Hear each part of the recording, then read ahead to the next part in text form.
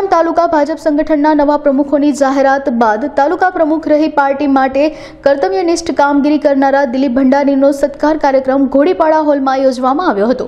તાલુકામાં પ્રમુખ તરીકે ભાજપ માટે જવાબદારીપૂર્વક કામગીરી કરી હોવાનું જણાવવામાં આવ્યું હતું। ધારાસભ્ય રમણ પાટકરની આગેવાનીમાં રાખવામાં આવેલા કાર્યક્રમમાં તાલુકા વિવિધ સમિતિઓના હોદ્દેદારો અને કાર્યકરોએ હાજરી આપી હતી। વિદાય થઈ રહેલા તાલુકા ભાજપ પ્રમુખને સન્માનિત કરાયા હતા। દિલીપ ભંડારીએ પોતે એક કાર્યકર બની જવાબદારીઓથી વધુ ઉત્સાહ સાથે કામ કરશે તેવું જણાવ્યું હતું, તો અન્ય આગેવાનોએ તાલુકા પ્રમુખની કામગીરીને બિરદાવી હતી।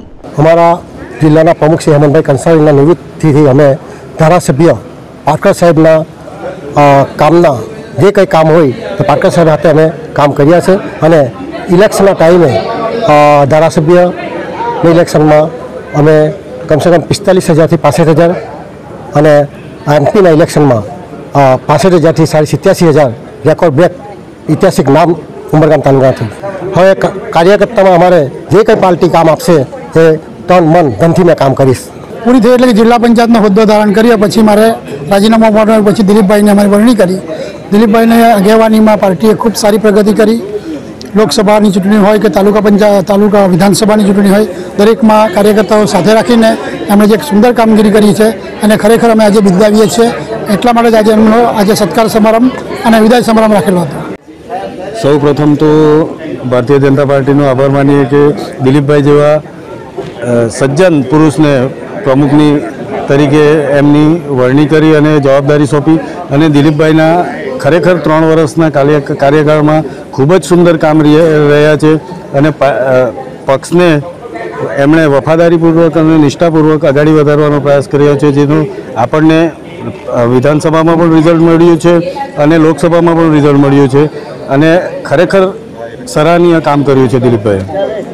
ભારતીય જનતા પક્ષના તરફથી જે પણ કાર્યો અમને સંગઠન તરીકે સોંપવામાં આવ્યા એ દિલીપભાઈની આગેવાનીમાં અમે ખૂબ જ સરસ રીતે પાર પાડ્યા। પ્રકાશભાઈ મહામંત્રી અને હું અને સાથે આપણા દિલીપભાઈ પ્રમુખ તરીકે એમણે ખૂબ જ સારી રીતે પાર્ટી માટે પક્ષ માટે ફરજ બજાવી અને સંગઠનના સર્વે કાર્યો સંપૂર્ણ રીતે કર્યા।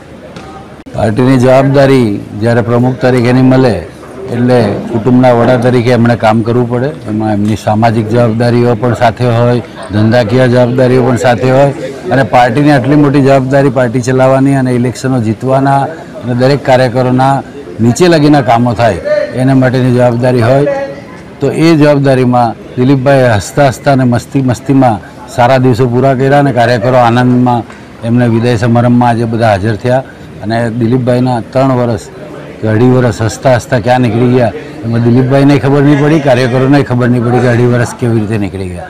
હવે દિલીપભાઈને અમારી સાથે શુભેચ્છા પણ છે કે આગળ વધો, પાર્ટી તમને હજી પણ કંઈ જવાબદારી આપે એવી શુભેચ્છા સાથે અમે તમને એમને શુભેચ્છા પાઠવીએ છીએ।